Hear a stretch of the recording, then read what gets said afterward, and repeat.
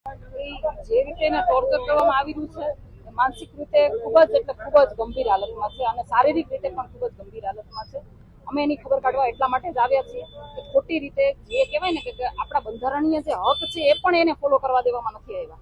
એટલે ક્યાંક ને ક્યાંક લોકોના હકને પણ દબાવવામાં આવી રહ્યું છે અને એના માટે પોલીસ તંત્ર અત્યારે સમર્થન કરી રહ્યું છે ગુનેગારોને.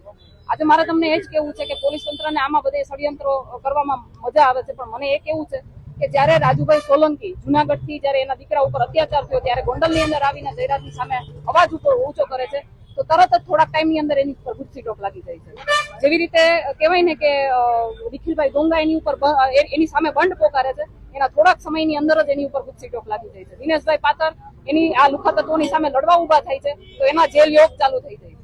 એવી જ રીતે પિયુષભાઈ રાદડિયાના પણ એના ગામમાં રહીને એનો સામનો કરે છે, એ અન્યાયનો સામનો કરે છે અને અમારું સમર્થન કરવા આવે છે, ત્યારે એની ઉપર પણ જેલ યોગ ચાલુ થઈ જાય છે અને એની હાલત એવી છે કે એ અત્યારે હોસ્પિટલના ખાટલે પડ્યા છે. બરાબર, તો એમાં પોલીસને ક્યાંય ષડયંત્ર નથી લાગતું. શું કામ? કારણ કે પોલીસ પોતે ષડયંત્રમાં સામેલ થઈ રહી છે અને ચોક્કસપણે લાગી રહ્યું છે, કારણ કે જે રીતે એમના બંધારણીય હક છીનવી લેવામાં આવ્યા છે, નથી એને નોટિસ આપવામાં આવી, જ્યારે એની ખરાબ કન્ડિશન હતી ત્યારે નથી એને હોસ્પિટલમાં લઈ જવામાં આવ્યા, નથી એને પરિવાર સાથે વાતચીત કરવા દેવામાં આવ્યા અને પૂછપરછના બાને જ્યારે પોલીસ તંત્ર એને બોલાવે છે તરત ને તરત ત્યાં એને બેસાડી દે છે. મારે એ કહેવું છે કે આટલી બધી ઘટનાઓ આટલા બધા ટાઈમથી ચાલતી આવતી હોય તો એક જ દિવસે 4 FIR કેવી રીતે થાય? આ બધી એક મોનોપોલી છે કે જે પહેલેથી ચાલતી આવે છે કે આની સામે કોઈ પણ ઊભું થાય, જયરાજ કે ગોંડલ ગણેશની સામે કોઈ પણ ઊભું થાય એને ખોટા કેસમાં ફસાવી એક મોડેસ ઓપરેન્ડી ચલાવવામાં આવી રહી છે અને એ પ્રમાણે પોલીસ તંત્ર પણ એની કામગીરી કરી રહી છે. અમિત ખૂંટ આત્મહત્યા મામલે મારું એટલું જ કહેવું છે કે અમિતભાઈ ખૂંટ 2 દિવસ ક્યાં હતા? એ ફરાર હતા. જ્યારે એની ઉપર રેપનો કેસ થયો ત્યારે એ ફરાર હતા.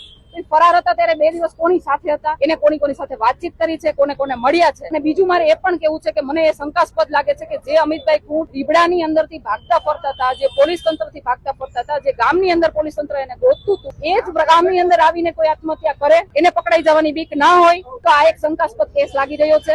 એટલે આમાં પરિવારને CBI ની માંગણી કરવી જોઈએ અને એ પરિવાર સાથે અમે તનમન ધનથી ઉભા છીએ. અમે પહેલેથી કીધું છે કે અમે એમની સાથે ઉભા છીએ અને મારે હજી રાજકોટની અંદર કાલની તારીખનું અહીંયા કામ છે, એ બતાવીને પછી હું અહીંયાથી આગળ અમિત ખૂંટ માટે મેં વારે ન્યાયની માંગણી કરી અને ન્યાયની માંગણી એ રીતે કરી છે કે ભાઈ રાજકુમાર જાટના કેસની અંદર રાજકુમારનું મૃત્યુ થઈ ગયું છતાં પણ રાજકુમાર જાટની લાશના લોકેશન બતાવતા પોલીસ પિતાને ગુમરાહ કરતા હતા, પરંતુ અમિત ખૂંટ વાળા કેસમાં જે આરોપીના નામ આવ્યા છે એ આરોપીઓ મીડિયાની સામે આવીને બાઇટ આપે છે, નિવેદનબાજીઓ કરે છે, છતાં પણ એનું લોકેશન એને મળતું નથી. એટલે મને નથી લાગતું કે આ બે એકાબીજાના દુશ્મન હોય. નિખિલભાઈ ડોંગા સાથે મારે પર્સનલ કોઈ પણ વાતચીત થઈ નથી અથવા તો પર્સનલી હું ક્યારે એને રૂબરૂમાં મળી નથી, પણ નિખિલભાઈ ડોંગાનો ઇન્ટરવ્યુ પછી મને અને પિયુષભાઈની હાલત જોયા પછી મને ખબર પડે છે કે કઈ રીતે સામાન્ય લોકોને જ્યારે એની સામે અવાજ ઉપાડવામાં આવે ને ત્યારે કઈ રીતે સામાન્ય લોકોને હેરાન પરેશાન કરવામાં આવે અને ખોટા કેસ કરવામાં આવે. અને પિયુષભાઈ રાદડિયાને અત્યારે એવી પણ ધમકી આપવામાં આવી છે કે તારી ઉપર અલગ જગ્યાએથી કેસ કરી પોલીસ તંત્ર દ્વારા ધમકીઓ આપવામાં આવી છે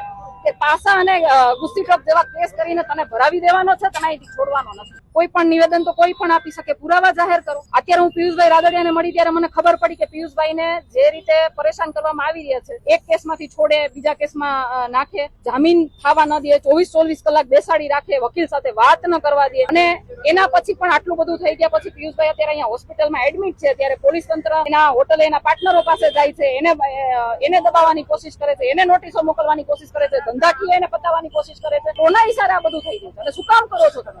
જો આ છે ને એવી મેટર છે કે સમાજ ઉપર જ્યારે પણ કઈ થાય ને તો આગેવાનોએ પોતાની રીતે સ્વયંભૂ આગળ આવવું જોઈએ. આમાં કોઈને ઇન્વિટેશન આપવા જવાના ના હોય. અને મીડિયાના માધ્યમથી હું દર વખતે કહું છું કે તમે સમાજની આગેવાની લીધી છે તો તમારે સમાજ માટે ઉભું રહેવું જોઈએ, તમારે આગળ આવવું જોઈએ. તમને ઇન્વિટેશન આપીને વારે તમને કાટલા પકડીને બહાર ન કાઢવાના હોય. જો તમે નથી ઉભા રહેતા તો સમાજ સમજી શકે છે તમે શું કરો છો, સમાજના નામે તમે શું રોટલા શેકો છો, એ બધું સમાજ સમજી શકે. એટલે જયારે જરૂર પડે ને ત્યારે બધા આગેવાનોએ આવવું.